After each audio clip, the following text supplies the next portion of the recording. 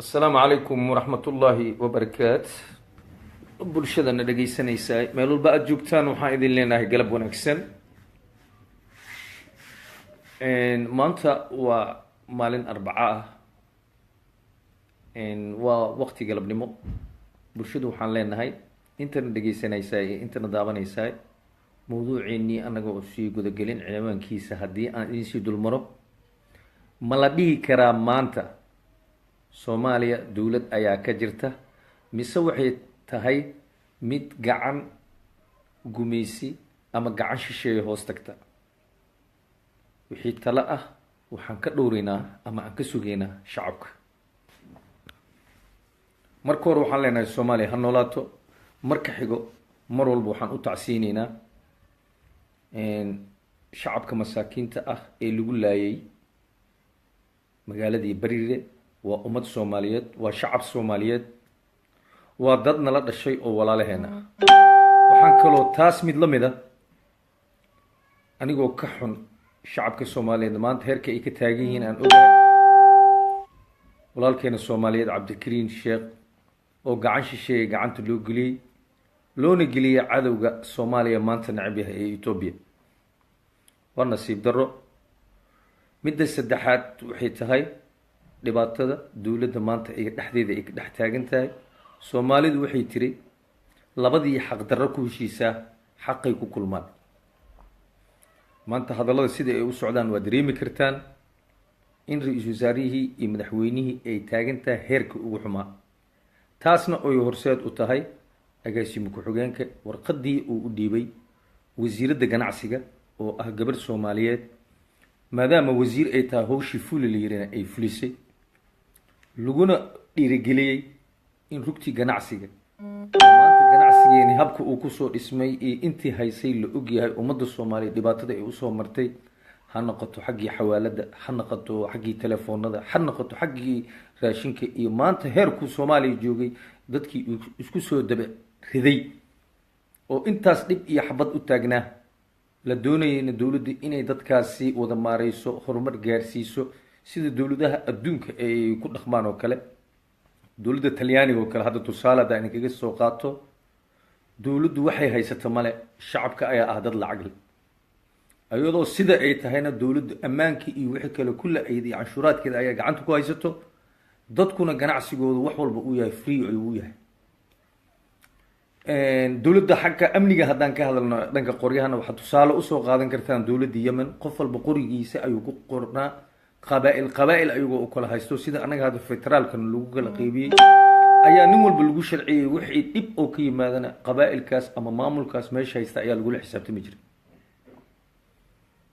marka xaaladda iyadoo ay sida tahay, Soomaalina heerkay kala gaartay iyo dhib iyo baaba soo maray oo loo ogyahay, maanta ummadda Soomaaliyeed waxay sugayeen nabad iyo nolol, laakiinse howshoodii waxay isku bedeshay naxdin iyo nabar.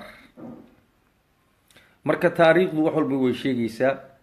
mar walbana magaca Soomaali haddaad wadato waxaa wanaagsan in aad taariikhda wax fiican aad ka sheegto, berri jiilka socdo iyo shacabka Soomaaliyeed sida xaqiiqda aad wax walba aad ugu sheegtay ee banaanka usoo baxdo. laakiin haddii aad noqoto nin lagu shubto ama qabyaaladii ay meel dhigatay ama si xun wax u raadiya oo hanti iyo lacag ku xisaabtamo, ummadda Soomaaliyeed aan u naxin, waddankaas burburay ee baaba-ay ee heerka maanta uu taagan yahay aada ogtihiin, cadowgii adduunkana uu nakaashanayo, muslimnimadeennana la diidan yahay, dunida meel kastoo aan joognana aan nala kala diray sida aan nahayna aada ogtihiin. ninka ku faanaya ee dhahaya maanta midnimo qaran ayaa waddankii ka jirto, dowladaa ka jirto, wadankii dadkii la baabi'inayna la yiraahdo al-shabaab waayo, shacabka masaakiinta ah kii lasoo qabtana Ethiopia loo dhiibayo, kuwana ay badaha ku baaba'ayaan sida aada ogtihiin, kuwana xabsiyada dibadaha ay ku xiran yihiin. dhibta jirtana aada ogtihiin. dumarka Soomaaliyeed maanta Ethiopia waxa ay ka geysatay, gabar mar ka hadlaysay Baydhabo hadda la socotaan, tiri askar ciidan Ethiopian ayaa ay kufsaday, wax ka hadlay iyo wax isweydiina ayna jirin. kuwo hadda ka horna inta la qabtay xagga loo dhiibay, qabashadana ay badan tahay, lagu ogaa maamulada Ethiopia hoos tago. maanta laakiin shacabka Soomaaliyeed kama ayna fulaynin, nabar iyo naxtin shacabka soomaaliyeed madaxweynihii shalay ay u farxayeen, ay u sacbinayeen, ay u taagnaayeen ayaa wuxuu dhiibayaa shaksi soomaaliyeed. waa nasiib darro. waxay arrintu tahay kursiga keliya in aan ku fadhiistay ayay ahayd, laakiin shacabka uma aana turin. ogaada, qof walbo aada mas-uul aadan ogaanin ama taariikhdiisa aadan baarin ama waxa uu yahay aadan u kurugelin inuu saa dadku ugu tumanay. haddii aada ku taageeri lahayd qabiil iyo haddii aada ku taageeri lahayd wax ka hel oo meesha wasiir ka noqo dadkaaga ku tumo, ogow shacabka soomaaliyeed waa kula dhasheen meel walba ay joogaan. maanta waa nasiib darro in shacabka soomaaliyeed hub laysugu dhiibayo. beesha biimaal iyo beesha habargidir ee hawiye ee maanta isla dega xagga in waafo waxa uu ku hadlaya aada maqlaysaan in hub laysugu dhiibo ee isbaabi'inaya. waa nasiib darro. dhulku waana deeqaa, waana naga wen yahay. laakiin nasiib darradusu waxay tahay waxa meesha ka dhacay aada ujeedaan. dowladda jabuuti ninkii u matalayay amisom inuu maanta hubka soo qaado oo u dhiibo shacabka soomaaliyeed baabi'iyo oo shacab kale ku baabi'i oo dhan walaalaheena ah, diriskeena ah, xornimada heerkan ka gaarsiinay ogti. dhib hadduu maanta ku dhaco elitriyaankaas iyo hanfarta ay qabtana shacabka soomaaliyeed askar looga dhigo loo wado, maanta in ay saas ku dhaqmaan waa nasiib darro. waa nasiib darro. abaalkaad geshid oo mid xun lagugu gudo waa la arki jiray. waxaase nasiib darase kale ah in nin soomaaliyeed cabdikariin sheekh waa nin onoleef, waa nin cadowgii etoobiya cadowgeeni la diriray, maanta ayadu uu gacan uu ku jiro aada ogtihiin uu ku xirnaa galmudug. in dowladda soomaaliya ay tiraahdo annaga nagu soo wareeji, annaga ammaankiisa iyo haysmadiisa iyo wixii aan qaadaynaa. inta lasoo qaaday magaaladii muqdisho la keenay, muqdisho laga waday, baydhabo la geeyey, baydhabo laga gaday etoobiyaanka loo dhiibay. waa nasiib darro. weli ma ayna dhicin. madaxdii soomaaliya inta soo martay madaxweyne dadkiisa baaba-ash waa la arki jiray, madaxweyne wax sameeyey waa la arki jiray, madaxweyne musuq masuq sameeyey, madaxweyne eex yar sameeyey waa la arki jiray. laakiin weli ma aan arag madaxweyne soomaaliyeed oo wadaninimo iyo muwaadinimo lagu sheegaya maanta inuu shaksi soomaaliyeed uu gacanta ku dhigo uu u dhiibo dalkii etoobiya. amxaaro ninkii loo dhiibay maxaad ka sugaysaan? siday u gelaysana waa dareemaysaa. waa cadowga koowaad aan leenahay. kan labaadna waa dowladda kenya. ummadda soomaaliyeed waa maanta masiirkiina meesha uu ku jiro waa dareemaysaan. midna diyaaradaha lagu baabi'iyo oo dowladda kenya ayadoo oo adeegsanayaan dowladihii shisheeye ha u adeegsato muslimkan ha la baaba-sho, kuwana ha loo adeegsado in la wado xagga la geeyo lagu dilo. marka maxaan sugnaa? dowladda aan sugnaa maxay tahay? maxaase ku faani doon kartaa? maanta haddii cabdikariin sheekh aada aragteen oo la dhiibay aada ku aamustaan, beritase maxaa sugaysaan? waa nin gacan ku jiro ammaano ah, waa nin walaalkiina ah, ka soo orday cadowgii etoobiya aada ogtihiin, gacantiina ku jiro, damiirka idiin siinaya nin soomaaliya inaad qabato aada etoobiya u dhiibto maxay tahay? shaksi walboo damiir leh khadiyadiiy ku qaadeen, kala bixi korooska iyo shuudku iskaga kaa darsamin. ogow ninka soomaaliga ee gacanta inta laga qabtay xagga loo dhiibo. maanta waxaase nasiib darro ka ah in dadkoodii ay ka shaqaysanayaan si nabada magaalada ay ugu shaqaysanayaan oo qofna aanana ka hadlaynin. boosaasi ay ka shaqaystaan, hargeysa ay ka shaqaystaan, magaaladii muqdisho hadda inay soo galeen, baydhabay joogaan, kismaayo ay joogaan. dadkeenina inta loo qabtaa loo geenay. waa nasiib darro. haddaad u malaysaan etoobiyaan inuu nin fiican yahay, waa dadkii dadka dhagaxa ku dili jiray. adigoo shaksi soomaaliyeeda wuxuu jecel yahay markaad adisababo joogto inuu baadkaa qaato. uqdada iyo xumaanta ay ku qabaan waa dareemi kartaa. jaceylkiisu ma aha walaaltinimo. war miyaad helaysaa nin soomaali oo ka dhex shaqeynaya magaalada adis ababa? ma kuu ogolyiinataa inaad ka shaqayso? adiguna muqdishoaad inta keentay, boosaasaa inta keentay, hargeysaa inta keenta aad ka shaqey leedahay. war kalgaceylka idinku jira aada u qabtaan maxay yihiin? maxay tahay? cabsida idin haysa maxay tahay? ummadaas, askartaas, ciidanka, quruxdaas, dhalinyaradaas adiga oo wadato shalayna aada ku faartay. anigu waxaan wax ka qabanayaa etoobiya, safaaradeedii aan bixinaya tir waxay degan tahay weli madaxtooyada. weli inta iska dhaafay safiirkooda lagu soo bedelay ayaa jooga. waa nasiib darro. waxaad ku faantay shalay ay kamid tahay cawaaqib xumada ugu xun ay shacabka soomaaliya maanta ay u jeedaan. waa qof walboo sheegana waxaase ugu daran qolada la magac baxday midnimo qaran. war qofku waa naqon karaa midnimo qaran. midnimo qaran waa ninka xaqiiqda sheego oo cadaalada ka hadlo. waxa dhacayana maanta aanan ka hadlaynin waa nasiib darro. qofku waa taageeri kartaa mucaarad iyo muxaafid waa jiraa, laakiin mucaaradow ma waxaad ku taageeraysaa in shacabka soomaaliyeed adigoo magacii midnimo qaran aa wadato inaad la qabto etoobiya loo dhiib? ma waxaad ku taageeraysaa in ummadii soomaaliyeed ee aad midnimo qaran magacoodii aad u qaadato in diyaarada lagu qaado lagu baabi'iyo beriri iyo meelahaas lana yiraahdo al-shabaab ay ahaayeen? madaxdii dowladdaa tiri, shacabka qaarkiis qaar ka midaa tiri, layfafka qaara waxaan ka arkay foolxumadaas oo kale. qofka soomaaliga meel walba aad joogto kan gaalgalo ku dhintay sidaan ugu murgooni waad ogtihiin waa soomaali. waxa sameeyey al-shabaab waa ka wada simanaha inay yihiin cadowga soomaaliya. maantana hal inay isku soo dhiibaan madaxdooda. caruurtii shalayna ee baabi'iyeen ee magaaladii muqdisho lagu soo dhaweeyo.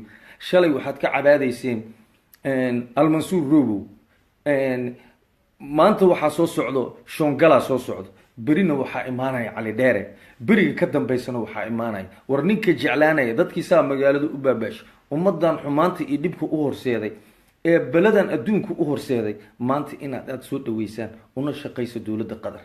maanta qatar soomaaliya lagu dhowraa waad ogtihiin. fahad yaasiin waa wakiilkoodii oo u fadhiya idinkoo og. shisheeyihii dadkay isticmaalaya dhan madaxtooyaday wada fadhiyaan aada ogtihiin. kama hadashaan dalkuna waxaad tirahdaan dowladaa ka jiro.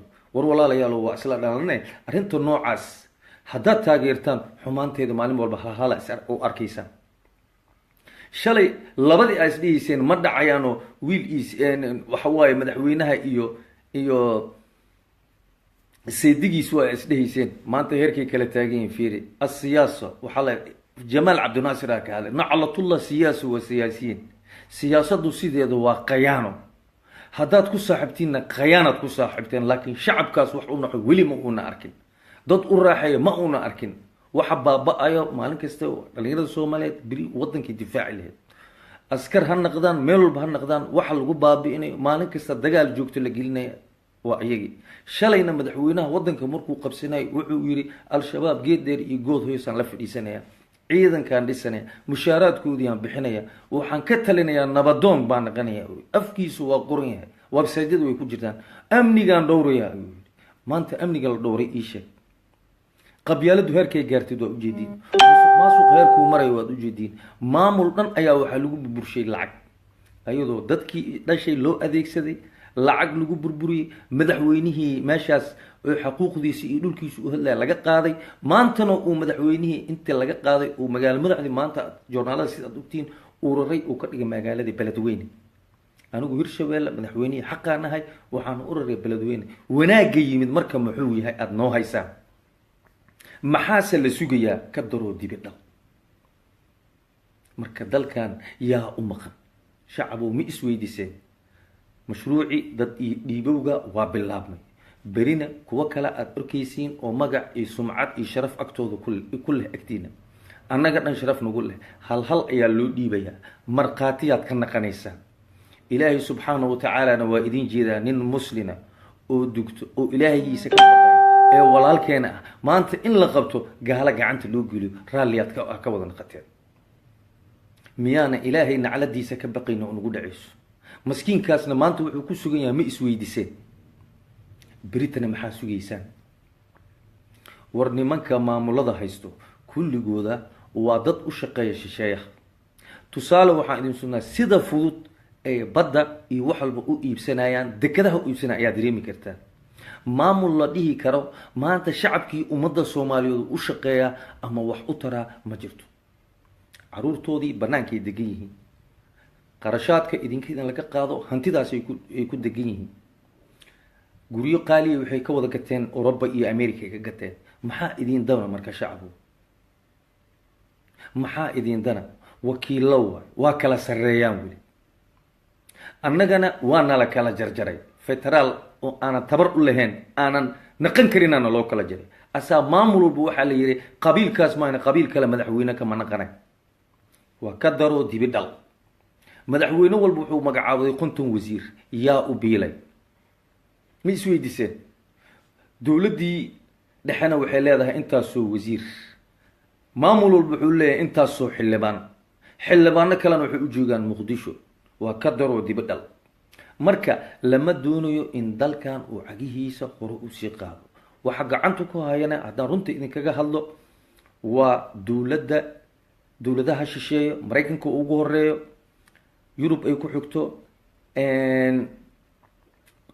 OUda sidoo kale, amison waa lagu shaqaystaa amison Kenya iyo Ethiopia ayagoo cadow ah ayay waxay heleen qandaraasi ay anaga nagu baaba'shaan. fidnadu waxa wadankan ka wado waa Sacuudi Carabiya iyo Qatar al-Khaliij. marka hadday dan noo tahay inaan mustaqbalkeennii taas ku dhammaysano oo shacabka Soomaaliyeed ay raalli ka tihiin, maalin walba haddii mid la baaba'sho midka kalena inuu jidka kusoo jiro ogaada. Soomaali damboo isheegatana la waay, wallaahi thumma wallaahi tan ka darana waan arki doonaa. shacabka Soomaaliyeed meel walba aad joogtaan fikira, waxa aan ku socono aan fikirno, dal iyo dibad aan u istaagno. nin shisheeye dalna kuu dhisi maayo, waxna kuu tari maayo. waxa baaba'ay annaga, waxa la baabi'inayo maalin kasta diyaaradaha lagu taangi walba lagu baroobeynayo waa annaga. war fiiri Syria siday naqatay, war fiiri Iraq siday ay naqatay. maxaan ka duwannahay noo sheeg. macallin dugsiyaal ilmihiisi iyo caruurtiisi iyo kulli la baaba'shay, al-shabaabaa la baaba'shaa la yidhi. waa tii berireetii ka horreysay. yaa isweydiiyey. tan ugu roon ee lagu kacay waa tan. waxa waaye qofka maalin baa ilaahay hidaayad soo geliyaa oo kicidda soo geliyaa. tanaa lagu kacay. waa tan hadda la leeyahay meydkii la duugi maayo, wax ka qabtay iyo wax uu istaagaya ma jirto. waa kuwaas meydkoodii bannaanku u yaallaa. arrintoodina ayada oo la ogyahay oo sarkaal sare uu ka hadlay ayaa waxaa la yidhi wasiiradaa loo diraya. war sarkaalka meesha ka hadlay ee fawda ka hadlay maraykankiina uu caddeeyey, miyaanan dadkaas hadalkooda jirin? maxaase loo qarinayaa oo loo sugayaa dadkan arrintooda bannaanka loo soo dhigi lahay? midaada kale xaqdarada jirto, ninka cidoodii ra-iisul wasaare yahay ama mas-uul saro waddanka ka yahay la toogan maayo. diyadiisa waa la dhiibayaa. raalli maan ka dhahay. 90,000 oo dollar ayaa laga dhiibay wiilkii dilay, kaska u dilay. haddaad la socotiin yarka u dilay isaaqa ee la dilay 90,000 laga dhiibay. tiir lama geenin. kii kam ay uga fakatay ee wasiirka kam ay uga fakatayna diya lagaa qaadi maayo, tiirkaa lagu geenaya. diyadiisa anaa sii dhiibayaa la yidhi. ha ka yeelina diyaha ka qaadina, tiirkana waa idin geenaa, diyana sii qaata. marka taas ma la dhihi karaa cadaalad waa? haddii maanta aada ogolaato beri walaalkaa ay ku dhacaysaa. dad kale ayaa waxay ku xor yihiin xabsiyaday ku xor yihiin. dilal iyo waxay khataba ay ku dhacday, way xiran yihiin, dil toogashay u taagan yihiin. waxa la dilayo waa ninka dhalinyarada al-shabaab. ma aragteen nin mas-uul oo madax sare sheegto oo shabaab oo lasoo qabtay oo tiirka la geeyay weligiina ma aragteen? waa maya. marka mashruuca meesha ka socdo ay shisheeyaha wataan, ayagana kuwan waxay u yihiin wakiilka shisheeyayaasha ay tihiin. anigu waxaan dhihi lahay waa company constration ku shubo. waa company cusub. dowlad meesha ma taalo, waa companiyaa meesha wada fadhiyo. kambaniyadii shaqaalihii u shaqeynaya mas-uuliyiinta, secretarykiina waa wasiiradii. guddoomiyaasha degmadeena waxa waaye constructionka kuwa ku shaqeyn lahaa, hawsha wadi lahaa, fuliyayaal. marka wax dowlo la yihahda meeshaas ma taalo. waa dareemi kartiin. shacabka Soomaaliyeedna waa wada forseel. baddi waa beec, waa la gaday. dekedii waa la gaday. dhulkii waa la iibiyey. shacabkiyaa dhima. lafiya dadka iyo dadkiyaa la kala yareynaya. marka waqtigiyaa la joogaa. marka haddii aad taas u dul qaadan laheedeen, kii la dhiibi karana waa la dhiibaa, kii la baabi'i karana waa la baybinaa. laakiin ilaahay subxaanahu watacaala wuxuu ku yidhi daacadda u dhimo, xaqa u dhimo, ilaahaygaada ka baq. qof dulmin mayno, dulligana ma rabno, dadka xunna ma rabno. laakiin waxa meesha ay usii socoto foolxumay usii socotaa. haddii aad diyaar u tihiin in dadkeeni beebeen lagu baaba'sho, si xun loo galo, aada raalli ka tihiin shacabka Soomaaliyeed, waxaan idin dhihi lahaa arrintu meel xun ay kusii socotaa. tii aan u gudbo rugta ganacsi. sida aada la socotaan, rugta ganacsiga ayaa waxaa la yidhi hala baaba'sho. dadkii lacagta lahaay iyo dadkii hooshaan burina dad cusub hadda aan abuurno. anigu beeshayda kama muuqato qof taajira, kama muuqdo. taajiriin waa inaan u sameeya. waxaa la yidhi qofka hadduuna been sheegaynin, dadka meesha soo istaagoodayaa. saakay waxaa la qabtay haddaad la socotaan in rugta ganacsiga ganacsato kale oo cusub oo noocay ku yimaadaan ha ku yimaadaan, ama laaluusha la siiya ama dekeda lacagta ha loo dhaafo. ayaantii horeyba socotay oo rugtan ganacsiga bilcagsi ku ah. maadaama ay bilcagsi ku yihiin waxay sameeyeen barnaamijka siduu u dhacayo fiiri maanta shiray qabteen shirkaasoo ah waa dab kaloo hor leh si ganacsatada ee laba dhinac u kala safto dagaal hor leh uu ku dhaco dhaqaalaha meesha uu ku baaba'o dadkii abaar ku hadda iyo qax ku ganacsatadii kale waxaa la yidhi sida aada la socotaan rugtii cusbeyd wixii jiro ma jiro hadda iyo ko yaa meesha taagan c d iyo luul maxamed sheekh cusmaan luul intay ka timid itaaliya ka timid hadday ganacsi muqdisho ka abuuri rabtaa siyaad ninkaa taqaanin oo ganacsada waxaa la yidhi waa dadka aan lacagta forselka laga qaadan dekeda hawshaan burburi sumcad weynaad ku yeelanaysaa ama madaxa lagaaga dhigayaa waa hadallada ay dowladda ku hadasho qofkii wax loo magacaabayo waa saas marka may idinla fiican tahay in suuqii weynaa ee rugtii dadkii shaqaysanaya oo howshii dagaalada ilaa hadda waday ee ummadda soomaaliyeed qayb walba ka qabtay in maanta heerkaas lagu sameeyo madaxweyne walba oo soo galan oo si usoo dhaweeyaan waad ogtihiin maanta sharaftoodii saasaa laga dhigay marka hadda iyo dinobe mashruuc cusub waay ayagii naftirkoodii ay laba u kala baxaan ra-iisul wasaarihii uu dhaho gabadhii ka naqaba uu yidhi arrin ka sarreysoo fahad yaasiin la dhahaya ninka meesha u taliya ah agaasima ku-xogeenkiisana hawshuu fuliyaa marka iyada way baqaysaa hawshii way fulisay waa qofaan dhulkii u badneen laakiin kuma samayn karto dhulka ee u dhalatay hargeysa ma ka samayn karto maamulkaas waa dhisan yahay laakiin muqdishoay ku barbaranaysaa maxaa dhib oo dhan muqdisho lala soo dantaa marka waxaan idin lahayn haddaad taas raalli ka tihiin oo shacabkii soomaaliyeedna maanta uqdad iyo baaba loo kala dilo ummaddana ay saas inay u kala baxda aada ugashihiin shacabow meesha dadkiina iyo walaalihiina aada wax u diraysaan balaayo iyo qax ilka hadda in dad lagu qaado aada ugashihiin waa taas soomaaliya maanta heerkaasay maraysaa dowladdan ku faanaynina waa taas marka ninkii dowla sugaayo ha ku riyoon meel aan maanta kacsaneen male dabku waa wada kacayaa maamulada qaarkood hataa cabdiweli muushin baa laga wadaa lacag baa lagu bixinayaa laleeyahay kii kismahay haysta sidoo kale shariif sakiin waaba la geli rabay waa ka noqoto etoobiya uu dabada kula jiraa amarkii la siiyaba etoobiya soo amarto dhaaf shariifaa la dhahaa marka hawshu saasay ugu socotaa shalayna waa lagu wada shaqaysayay dadkay dhiibaayeen maantana kuraastaa laga wada tuuro marka waxa waay etoobiya hadduu dantaada kaa gaaro waa faralaabaa tusaale waxaa idinkugu filan cumar xaaji masalo waa ninkii etoobiya usoo horeysada allah u raxmado nin weyn oo mas-uul siro ahaa markii dambena wuxuu ku geeriyooday ingiriiska wuxuu ka cararay etoobiya marka nin walba oo dadka xun soo horseeda meel xuna u dambeynayso labadii xaq darro ku heshiisana xaqay ku kulmaan dadka masaakiinta ilaynaya haloo fikira aakhiradaada dambe waxay noqon doonto anigu hore aan kugu hadlay dadka dibadaha ka yimid ayagaanba dibadda ku heshiis ku ahayn guduhii inay heshiis geeyaan ma inay cudur geeyaan ma heshiis geey maayaan haddaba iga qora dadka madaxda mas-uuliyiinta dibadaha ka yimid ee maanta maamulkii dalka isku safay soomaali inay heshiiso ama horumar u horseeda ha ka sugina waa caado qaatayaal inta ceeray ka qaadan jireen laba baasabooruu wataa kii kay ma dhihi karo wixii la dhaho fulinaa marka haddaad saas raalli ku tihiin waxaad ku andacootaan waa qalad kii la baaba-asho aan dhahno nacam waa la baaba-shay ilaaha u naxariisto kii la dhiibay aan ka hadlin waa la dhiibay aan dhahno midnimo qaranna waayo saas aan dhahno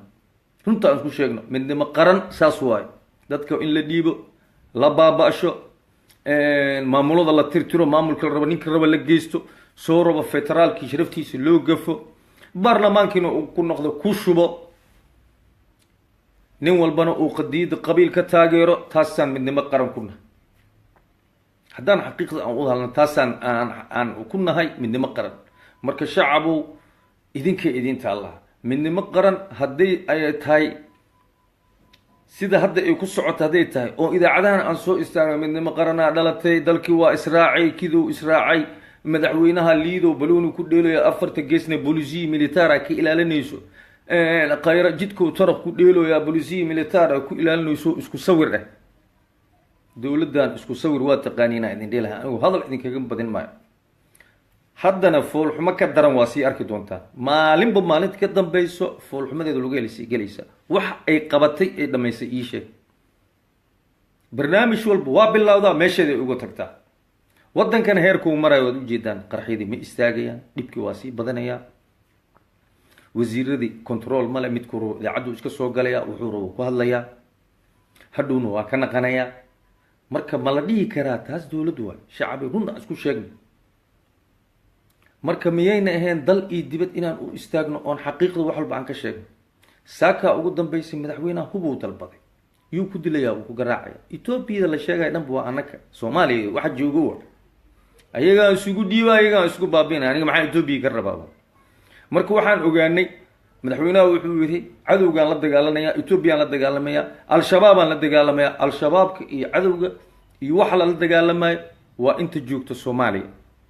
ayagaa qoryaha la isugu dhiibayaa, marna xeraala ha isu qabsadaan, marna galmudug iyo puntland dhexdooda ha fadhiistaan, marna buuhoodlaa la fadhiisiyo hargeysa ha sugaan, marna kismaayaa 2, 5 iyo 3 isku disha hala dhaho, marna baydhabo dabkeeda ha la shido, marna diyaaradahana lagu babiyo, marna muqdisho ha ka shidnaato.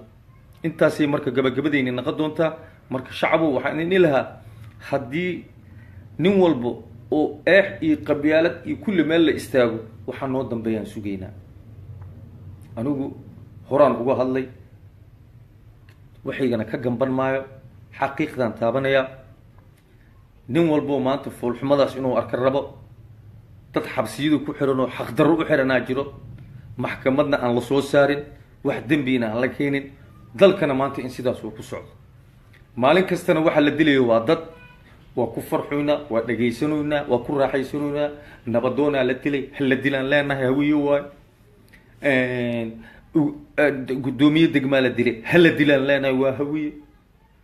ya hooyaa la dilay, hal la dilo, waa hawiyaan leenahay. wixii baaba-ay halalaayaan leenahay. laakiin tii ilaahay meelay taallaa. ninkii ummad muslina dilkeeda ku farxana, jawaabteeda ilaaha sii doo. ilaahayna quluubtuu dalacda, inama acmaalu biniyaada la yidhi. marka waxaan idin dhihi lahaa inaan ilaahay ka baqno, ummad muslin aan nahay, dad la yaqaano sharaf lahaan nahay, ama diintii wakiil aan ka noqono. maanta shiiqeennii wadaadkeennii ma hadli karo, al-shabaab waa la leeyahay. waxaad u malaysiin inay iska aamusan yihiin.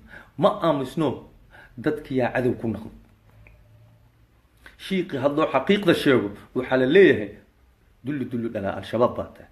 war diintaadii kama hadli kartid, nabadgelyadaadii waa la-dahay, caruurtaadii iyo dadkaagii helicoptera inta loo soo qaataa lagu babinaya, kii walaalkaa waa la qabanayaa, etoobiya loo dhiibaya.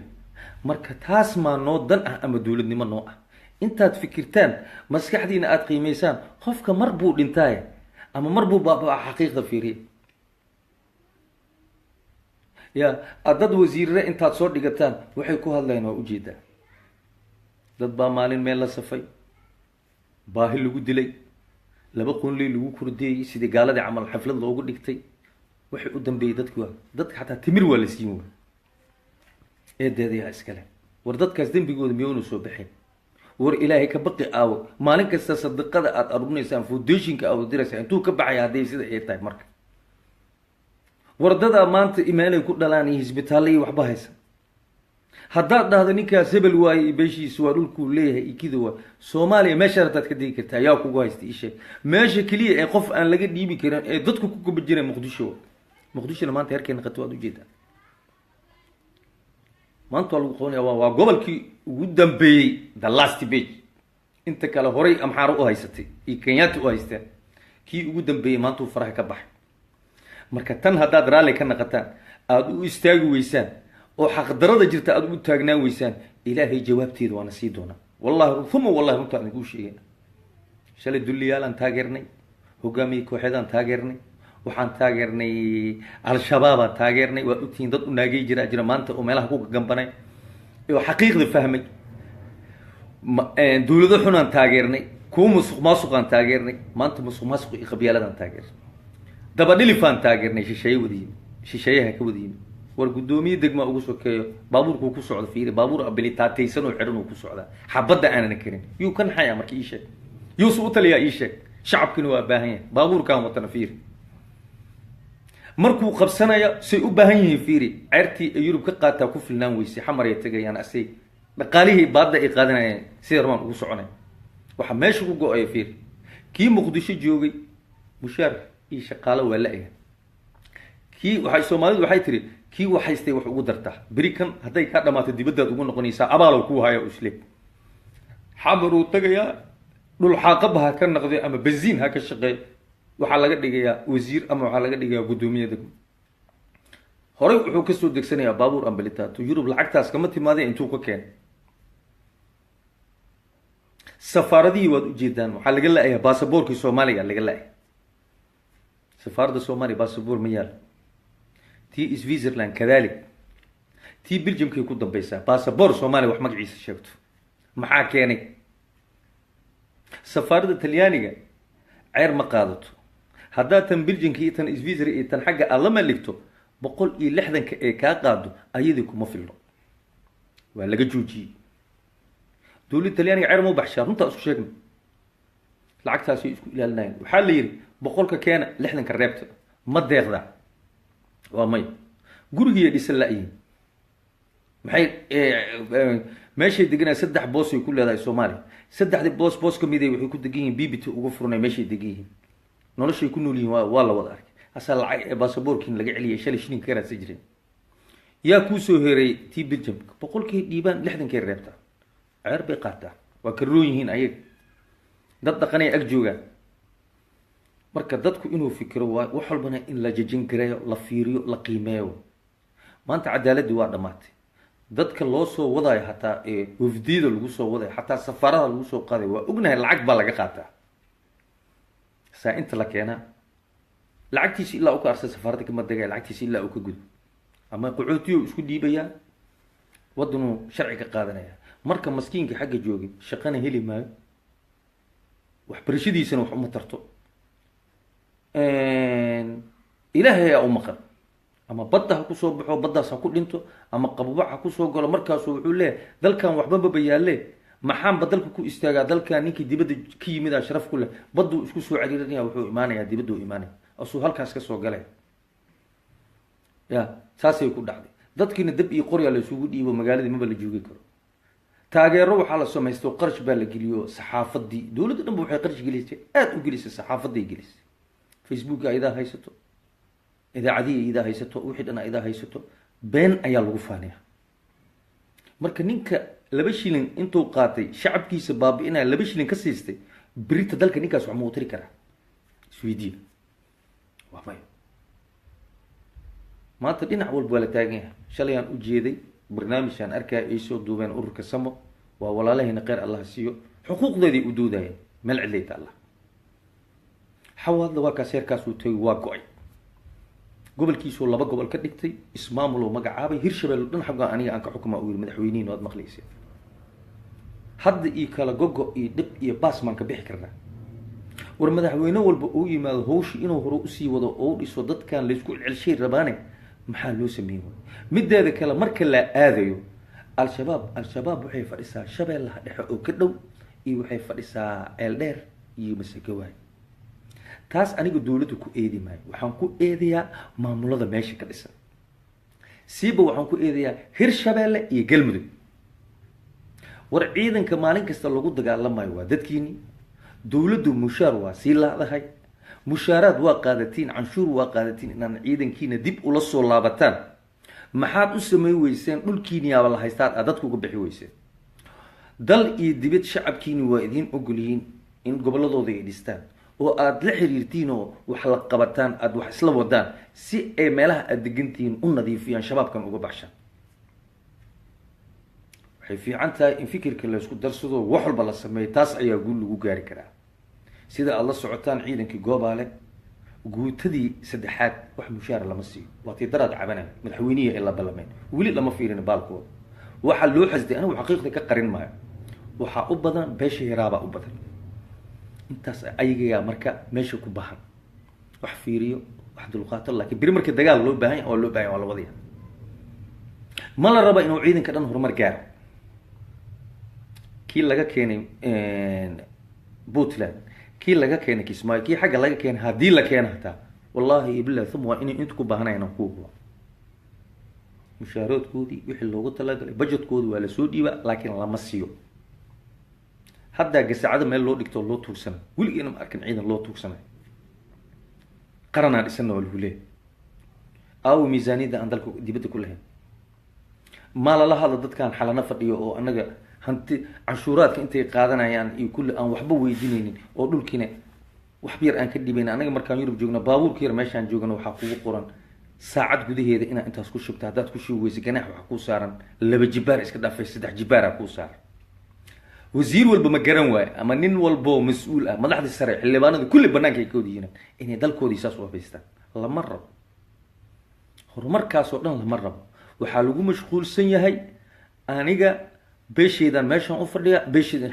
federaalkii lagu sheegay dhanba beeshayda u noqday reerkeygaa meesha u fadhiya dal iyo dad waxaan ka naxay wixii isbaabi'inaa isbaabi'i aniga qandaraaskii aan kusoo koray 12 milyan aan kusoo koray ayaan ilaalsanaya wixii la baabi'inaya dan kama laho kama hadlayo kama fadhiisanaya mooshinaa maalin bilaabanayo waa markay shiidaan mooshinaa bilaabanayo ra-iisul wasaariyaa u geynaya kuwas mooshinka waa la joojinaya kiiskooday ku fadhina madaxweynihiyaa istaagaya kistooda u keeni waa lacagta laga qaaday dhaqaalihii wadanka dadka masaakiinta cashuurta ganacsatadan hadda la dhahay rugtooda waa baabi'inayna wixii laga qaaday ayaa lagu sameynaya hawsha la raba marka taas ma noodanaa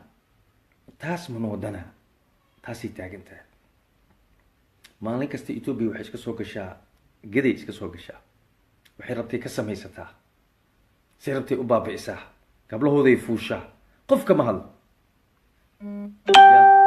cabdi ilay ciidan buu soo diraa dhinacaan wuxuu soo galaa iyo dhulkan dhulsamareeb xagga ka xigay ilaa galmudug uu soo galaa wuxuu rabo baabi'iya qof kama hadasho marka yaa i jecel aniga iisheeg kii soomaaligana sidoo ii galaya amxaarki sidoo ii galaya annagi isma aragno ya waqooyi galbeed xaggay taagan tahay waaba go-ay ku leedahay wasiirana waa kuu soo diraysaa dadkoodana intay usoo shaqo tagayaan xildhibaanadoodii waa kuu fadhiyaan war soomaaliya maxaa noodana dowlaa jirta aniga ha igelinina wixii meesha jila waa ujeednaa indhahana kama xirine maxaa noodana dadkaan iskuma halayn karno nin shisheeye ka yimidna ninkii sugo uma wallaahi waa la iibsanayaa ku dhaha lafahaada iyo korkaada haddaan iibsanaysa war anigu dibaddaan joognaa dadku say ku nool yihiin aan u wada ognahay isma salaanno dadka qaarkood qabyaalad hadday rabtid xamar loogama dhaqmay dibaddaa looga dhaqmaa soomaaliya qabyaalad maba taallaba qabyaalad bannaankay taallaa oo qaawan oo aan iyo baaba meel xun ku geynaysaba intay taalla laba qofood maanta soomaalinimo iskuma salaanto anigu waan ognahay dibadda kumuuniyaalaan wada samaysanay kumuunaha puntland iskale kan waxaa iskale hoosaan usii kala baxnay hiiraanaa iskale hirshabeellaa iskale galmudugaa iskale magaciis tii kismaayaa iskale koonfur galbeedaa iskale somalilandaa iskale xataa xafladiyaan saas u kala dhigana arooskiaan iskala wacana sharaf ma noo tahay marka xataa safiirada ay soo dirteen hataa intaas inta qabtaan waa isku abaabuli waayo war ummadan dhulka lagu jiiday ee meesha maanta nin walbo soomaaliya meel walba ku dalaysan yahay xabsiyadii waa wada dhex odhanahay caruurta intay ku dulowday wallaahi uma wallaahi ma arki doontiin haddii aabbayaashiyaan nahay aan beri duquuno aan geriyo caruurta naga dambayso soomaali dambe hataa magaceeda ma laga maqlay xataa abkoogii iyo walaalkii wax u diri jireen lacag loo soo diro waa sugi doonaa weligiis waa sugi doonaa bidaaraa geli doonta waa sugi doonaa waana la dhalanogay waa baaba'nay dhimasho nooma dhinno aan fikirno shalay qof walba meeshuu taagnaa dib ha ugu laabto jiilka soomaaliya meeshay ku socdaan waxaad u horseedaysaan fiiriya budgetka aad u horseedayn foolxumadana fiiriya waxaan idin lahaa warka inaan kusii bato ma rabo shacabka soomaaliya meel walba aad joogtaan waxaan leenahay guuleysta soomaaliyana ha noolaataan dhihi lahaa qof walboo soomaaliya waxaan dhihi lahaa intaad dib isu fikirto xusuustaada dib u fiiriso dib isku raacdo dalkii dib u fiiri dadkiina fiiri haddii kale weligaa dheh soomaaliya aniga waa ka sabree basaboor ajnabiyaan qaatay weligaa taagna uma wallahi inuu waxba ku tariin beri waa lagaa qaadaya waa lagaa jeejeexaya dadku ku jiifo basaboorkan weligee yurubaan ahaanaya waa lagaa qaadi doonaa waana lagaa jeejeexin ama america ku joog ama canada ku joog ama jinni ku joog ama foolxumaa kuu dambay doonto waxyaaba laga xishoodo iyo soomaalida ka xishoon jirtay oo idib aan lahaan jirnay dumarkeena ha noqoto raggeena maanta meesha ugu xumeed aan taaganahay marka waxaan dhihi lahayn intay bahasha kasii darin lifefka wax la isku marinay waa ujeednaa fanaaniinteeni waa caynaa cayaartooyneeni waa caynaa ditoorkeeni waa caynaa fanaanka cayaartooyga ditoorka waa dadka dalka nabadda u horseedi karo qabiil ma aha laakiin hadda qabiilay noqdeen waxaan dhihi lahaa bilis xaanag sharafta fanaannima ha ku dheelina sharafta dictoorka ha ku dheelina sharafta cayaartooygana ha ku dheelina